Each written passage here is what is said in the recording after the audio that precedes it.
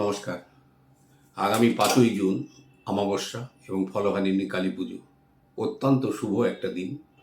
যাদের জীবনে দেখবেন কালসর্প দোষ, বিভিন্ন শাপিত দোষ, জীবনে উন্নতি নেই, প্রগতি সম্পূর্ণ বন্ধ, তারা এই দিনটাকে একটা ক্রিয়া করবেন। আপনাকে যে কোনো একটা প্রাচীন শিব মন্দির বেছে নিতে হবে। তাতে তার সাথে যখন আপনি পুজো দিতে যাবেন, সন্ধেবেলা ৮টার পরে, মনে রাখবেন ৭টা ৩৫ খুব সম্ভবত অমাবস্যা লাগছে, তারপরেই এটা করা ভালো। যে জিনিসগুলো নিয়ে নিয়ে যেতে হবে আপনাকে, ৫টা ফল, একটা অপরাজিতার মালা, একটা আকন্দ মালা, বেলপাতা, চন্দন মানে ঘি, ধূপ, দুটো নাগ নাগিন, রূপোর নাগ নাগিন। প্রথমে আপনি শিব ঠাকুরকে নমস্কার করে গঙ্গা জলটা দিয়ে তার মাথার উপর দিয়ে হাত জোর করে প্রণাম করবেন। তারপরে আপনি অপরাজিতার মালা আর আকন্দ মালা এই দুটো পরিয়ে দেবেন।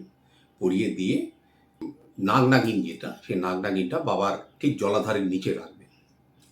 তারপরে বাবার মাথায় কালো তিল দিয়ে সর্ষের তেল ডালবেন। ওই দেখবেন ওই তেলটা গড়িয়ে গড়িয়ে নাগ নাগিনের উপরে পড়বে।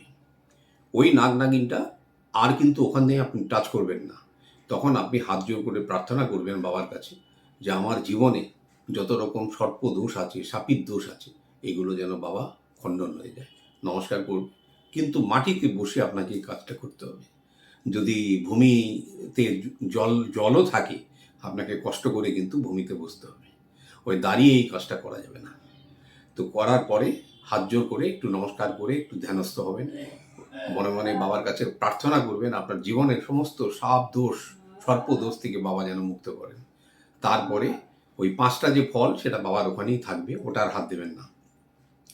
তারপরে ওঠার সময় ৩বার হাততালি মারবেন, বাবাকে বলবেন বাবা আমি আসছি, আমার বাড়িতে এসো। প্রণাম করে চলে আসবেন।